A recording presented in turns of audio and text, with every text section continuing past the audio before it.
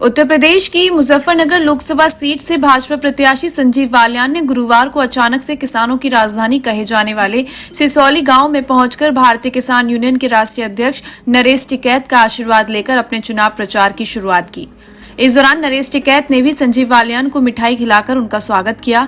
तो वहीं मीडिया से बात करते हुए नरेश टिकैत ने कहा कि यह चुनावी मामला है, इसमें तो लोग सभी हथकंडे अपनाते हैं। दरअसल आपको बता दें कि 2024 लोकसभा चुनाव के लिए एक बार फिर से भारतीय जनता पार्टी ने मुजफ्फरनगर लोकसभा सीट से डॉक्टर संजीव बालियान को अपना प्रत्याशी बनाकर मैदान में उतारा है, जिसके चलते हैट्रिक लगाने की चाह को लेकर संजीव बालियान ने आज टिकैत बंधुओं के गांव सिसौली पहुंचकर भारतीय किसान यूनियन के राष्ट्रीय अध्यक्ष चौधरी नरेश टिकैत से मुलाकात की और उनका आशीर्वाद लेकर आज से अपने चुनाव प्रचार की शुरुआत की। इस दौरान मीडिया से बात करते हुए जहां भाजपा प्रत्याशी डॉक्टर संजीव बालियान ने कहा कि देखिए, किसान यूनियन के राष्ट्रीय अध्यक्ष के साथ साथ हमारे खाप चौधरी भी हैं, हमारे बालियान खाप के मुखिया हैं और मैं उनका सदस्य हूं। तो परंपरा है कि जब भी कोई काम की शुरुआत हो या भारतीय जनता पार्टी ने प्रत्याशी घोषित किया हो तो मेरे परिवार के सबसे बड़े चौधरी नरेश टिकैत हैं। अपने परिवार के बड़ों के पास आशीर्वाद लेने के लिए पहले आया जाता है। तो आज परिवार के मुखिया से आशीर्वाद लिया है और चुनाव प्रचार की शुरुआत करेंगे। उन्होंने कहा कि मैं अपने परिवार के मुखिया से आशीर्वाद लेने आया हूँ। शायद आपने मेरी बात सुनी नहीं और वह रोल उनका दूसरा अलग है। वह मेरे परिवार के मुखिया हैं। जिस खाप का मैं सदस्य हूँ वह मेरे खाप के चौधरी हैं और मैं परिवार के मुखिया के पास आशीर्वाद लेने आया हूँ। वह मेरे बड़े और परिवार के सदस्य हैं। वही आशीर्वाद देंगे, उनका पूरा अधिकार मेरे ऊपर है और मेरा भी पूरा अधिकार है। 2014 जैसा चुनाव मुझे दिखाई देता है एवं उसी तरफ चुनाव जा रहा है और मुजफ्फरनगर ही नहीं पूरे उत्तर प्रदेश में 2014 जैसा चुनाव होगा। अब आपको लगता हो तो मैं क्या कहूँ, उनकी बातों पर हंसी आ सकती है। और आगे उन्होंने क्या कुछ कहा, जरा आप भी सुनिए। क्या कहना है? देखिए, किसान यूनियन के राष्ट्रीय अध्यक्ष के साथ साथ वो हमारे खाप चौधरी भी हैं, हमारी बालियान खाप के मुखिया हैं और मैं उसका सदस्य हूं। तो परंपरा है कि जब भी कोई काम की शुरुआत है, मुझे भारतीय जनता पार्टी ने प्रत्याशी घोषित किया है तो मेरे परिवार के सबसे बड़े चौधरी नरेश टिकैत थे, तो अपने परिवार के बड़ों के पास आशीर्वाद लेने के लिए पहले आ जाता है।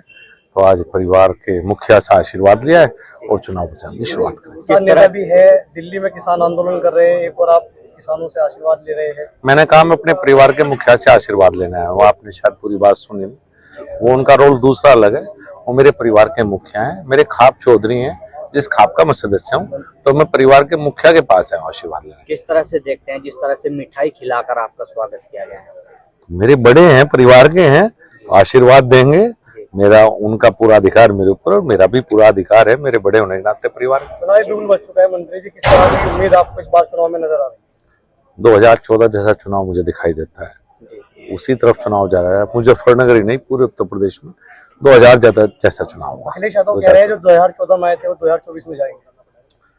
अब आपको लगता हो तो मैं क्या कहूँ, उनकी बात पे हंसी आ सकती है। जो इस समय वर्तमान परिस्थितियां हैं, मोदी जी को सब लोग देश में तीसरी बार प्रधानमंत्री बनने का मन बना चुके हैं।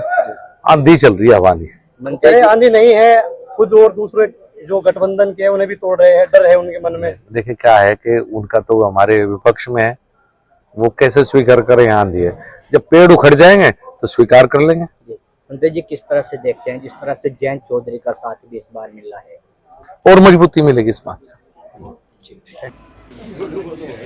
तो वहीं नरेश टिकैत की माने तो एक बात तो बताइए, यह तो चुनावी मामला है, इसमें तो आदमी सब हथकंडे अपनाते हैं और संजीव बालियान यही इसी परिवार से हैं, तो आने से किसी के परहेज तो नहीं है।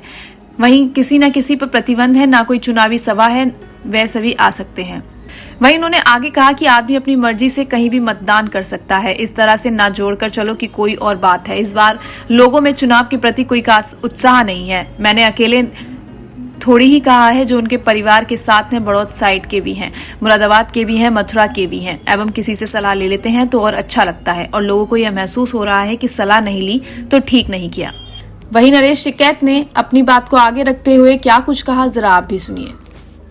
भाई एक तो बताओ, तो चुनावी वो है, इसमें तो आदमी सब हथकंडे अपनावे।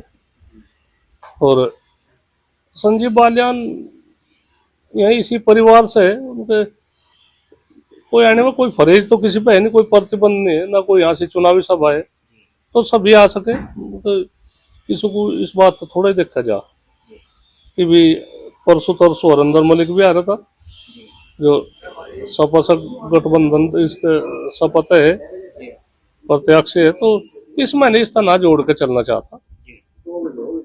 और हमने कोई भी कभी भी ऐसा हम किसी की उसमें नहीं कहते। ये आदमी अपनी मर्जी तक कहीं भी अपनी मतदान कर सके, इसे ना इस तरह से जोड़ के चले कि भाई कोई वो है। और चौधरी साहब क्या कहना चाहोगे, किस तरह का माहौल नजर आ रहा है आपको इस बार चुनाव में? लोगों की कोई खास उत्साह नहीं है लोगों में चुनाव के प्रति।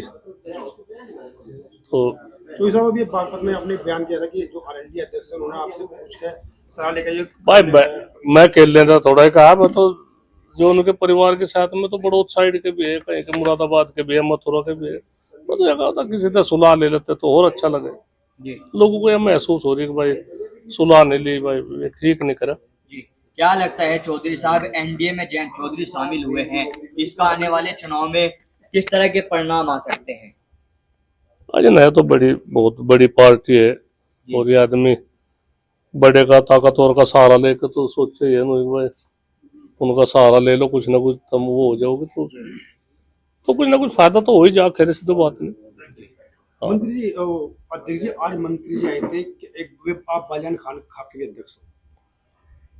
भाई एक तो बताओ, मंत्री जी का परिवार है, तो समय आ सके उसमें तो चुनाव तो उसका जोड़ कर थोड़ा चला जा सकते, कभी भी आ सके, आते रहे। पहले तो 10 साल तो मैं इस सरकार में है तो आते रहे, उनका उसका थोड़ा जोड़ कर चला जाएगा, उससे कोई उससे चुनाव थे उसका जोड़े। ठीक, हर न्यूज अपडेट के लिए डिस्क्रिप्शन बॉक्स में दिए हुए लिंक से ज्वाइन करें रॉयल बुलेटिन का व्हाट्सएप ग्रुप और पाएं हर खबर सबसे पहले अपने व्हाट्सएप पर।